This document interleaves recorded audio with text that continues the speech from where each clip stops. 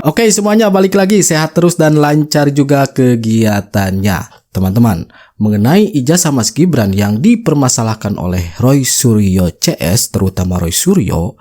Nah, kali ini ada sebuah video dari seorang kakak cantik lagi ya teman-teman.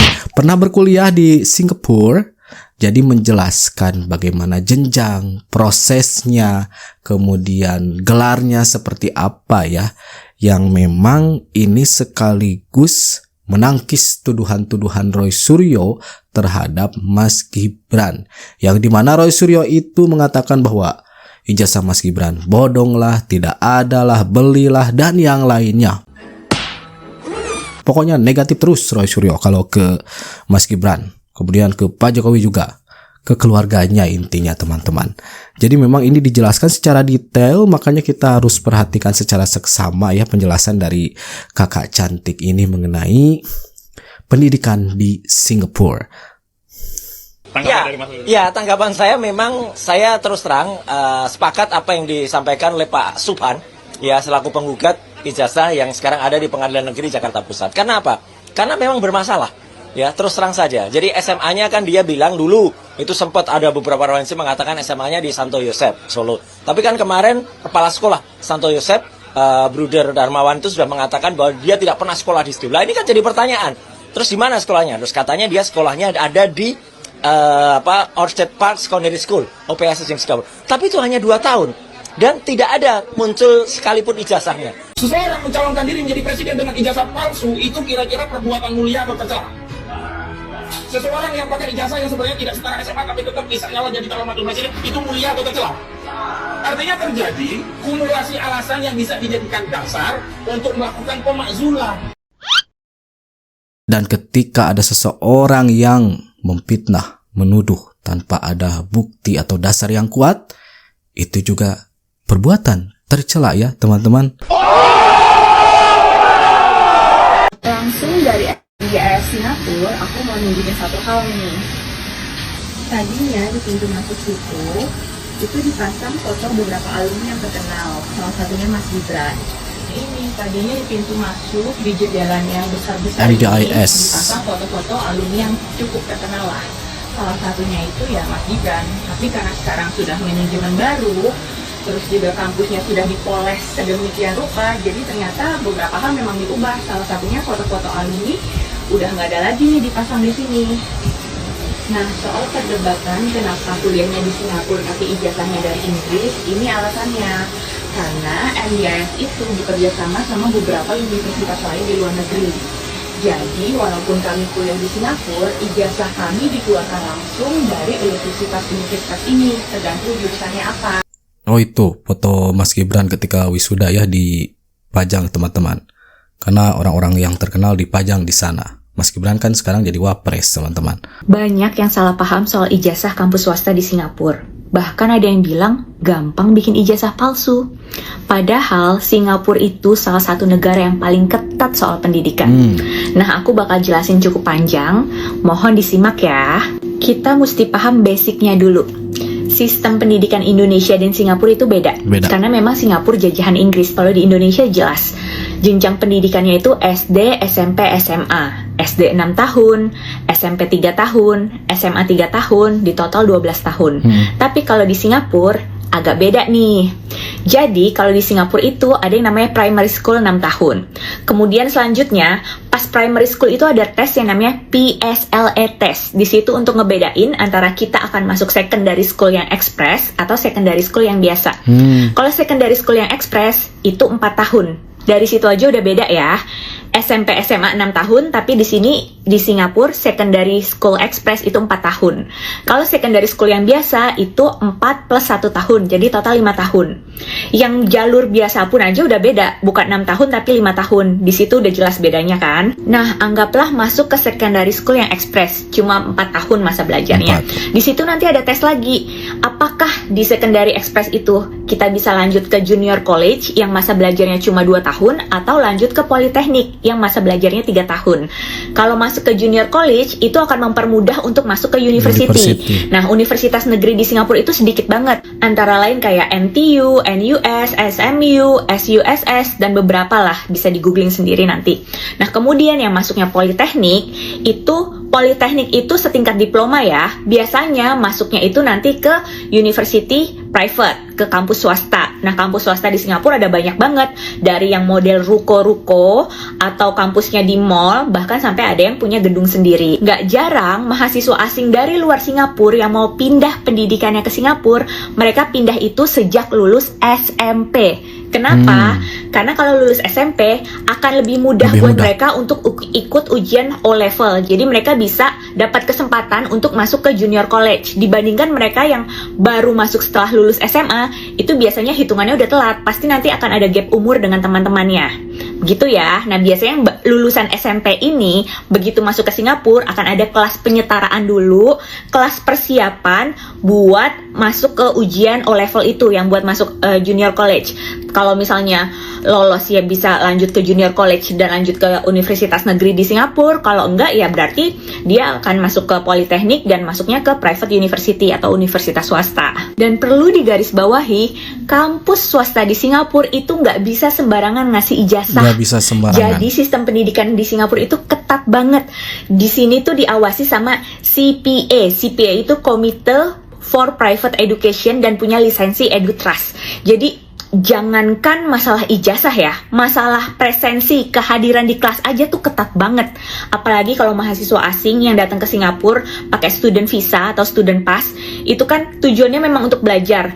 Jadi kalau misalnya kehadiran mereka di kelas itu harus 90% dan itu setiap bulan dilaporkan dari kampus ke pihak imigrasi. Kalau sampai kehadiran kita kurang dari 90%, biasanya either kita dikasih peringatan atau student visa kita dicabut, atau kalau kampusnya yang nakal, udah pasti lisensi kampusnya juga dicabut. Urusan student visa atau kehadiran di kelas itu penting banget. Kenapa? Karena Singapura itu negara kecil. Menghindari imigran-imigran gelap yang datang ke Singapura alasannya untuk belajar sebagai student, padahal di sini cari kerja. Dan mereka jadi nggak bayar pajak kan, karena visanya visa student gitu. Jadi untuk menghindari hal itu, memang sistem pendidikan di Singapura ketat banget soal kehadiran, apalagi buat kita sebagai student pass holder. Kembali soal kampus swasta di Singapura itu banyak banget. Ada MDIS, ada Kaplan, PSB, ERC, dan lain-lain. Mereka itu bisa mengeluarkan ijazah sendiri sebatas diploma. Tapi kalau mereka mau mengeluarkan ijazah setara strata 1 atau S1, mereka harus wajib kerjasama sama kampus lain di luar negeri. Sama kampus lain. Jadi gelarnya itu resmi dari kampus rekanan di luar negeri, dan ijazahnya itu memang ada logo kampus rekanannya itu yang mengeluarkan. Aku kasih contoh, kalau ini yang MDIS ya. MDIS di sini bisa ngeluarin dengan logo MDIS tapi setingkat diploma aja. Itu. Kalau untuk yang strata 1, karena kebetulan aku jurusan komunikasi dan kampus rekanan MDIS-nya itu adalah University of Sunderland, logonya di sini University of Sunderland aja. Dan di sini aku second class honor first division. Aku jelasin ya, karena di sini agak beda dengan IPK di Indonesia. IPK di Indonesia itu kan paling tinggi 4, sedangkan kalau internasional itu GPA-nya masih ada 4,20. Jadi, klasifikasi gelar di luar negeri itu ada beberapa tingkatan. Yang pertama itu first class honor. Itu GPA-nya setara 3,6 sampai 4,2. Di situ beda ya. Kalau Indonesia itu setara 3,7 sampai 4 untuk first class honor.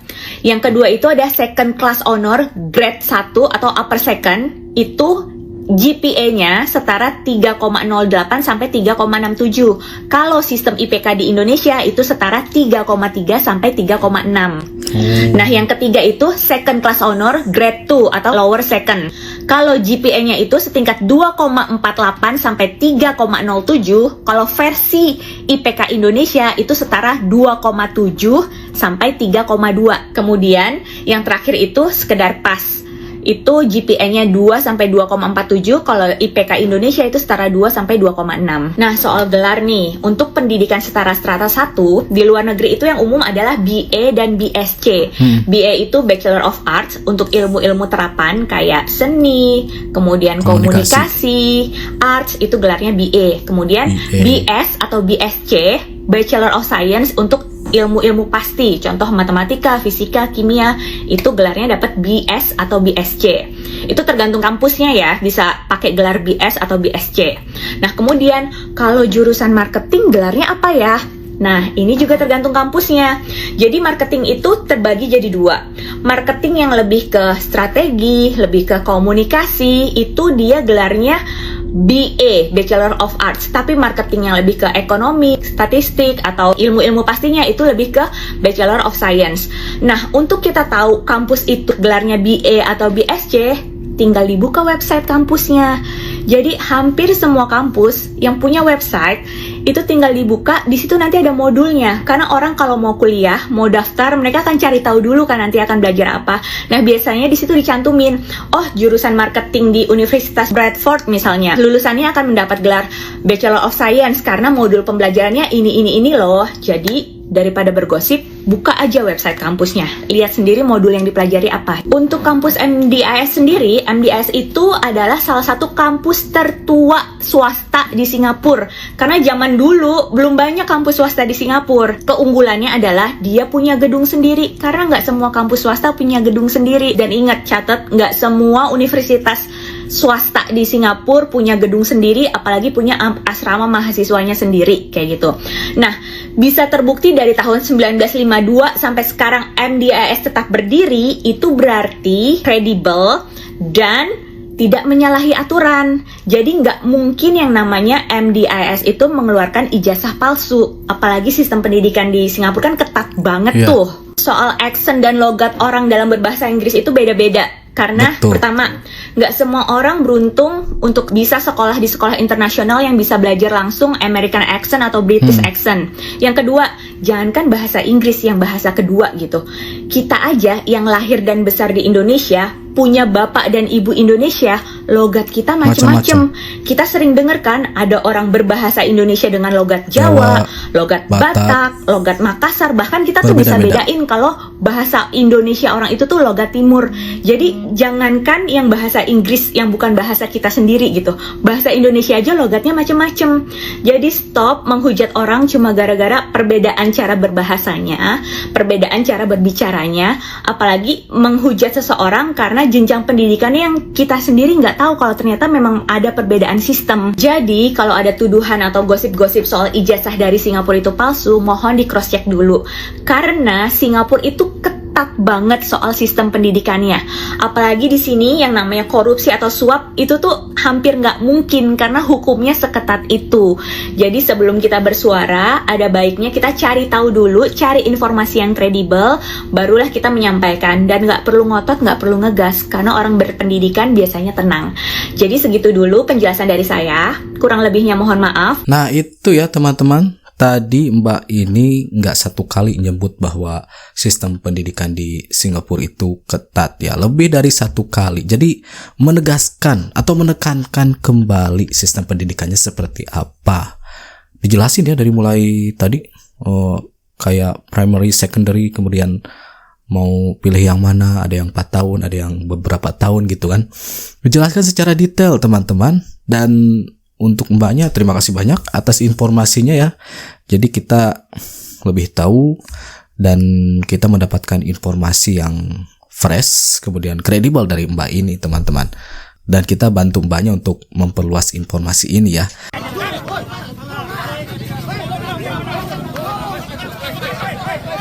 Rojinuddin ini ya.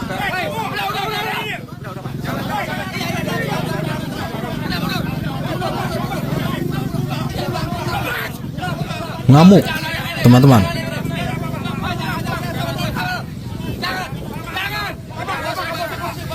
Kapan ini? Buset. Waduh. Teriak-teriak ya Rojinuddin. Ini diusir warga kayaknya.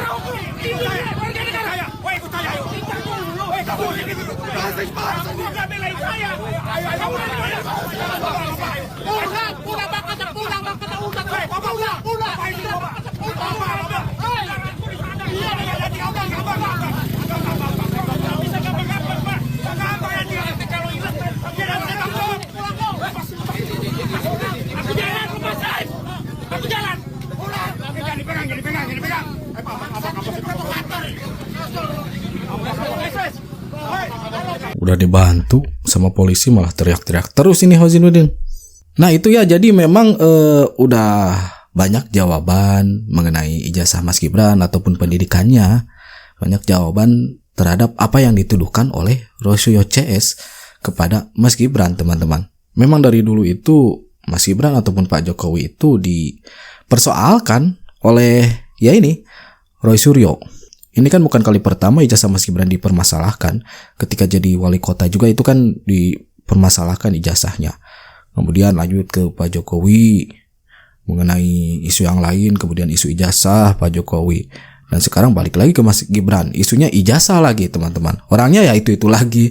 Nah, itu dia untuk informasi sekarang, teman-teman. Terima kasih sudah nonton sama-sama. Nanti kita jumpa lagi di video-video selanjutnya. Terima kasih dan assalamualaikum warahmatullahi wabarakatuh.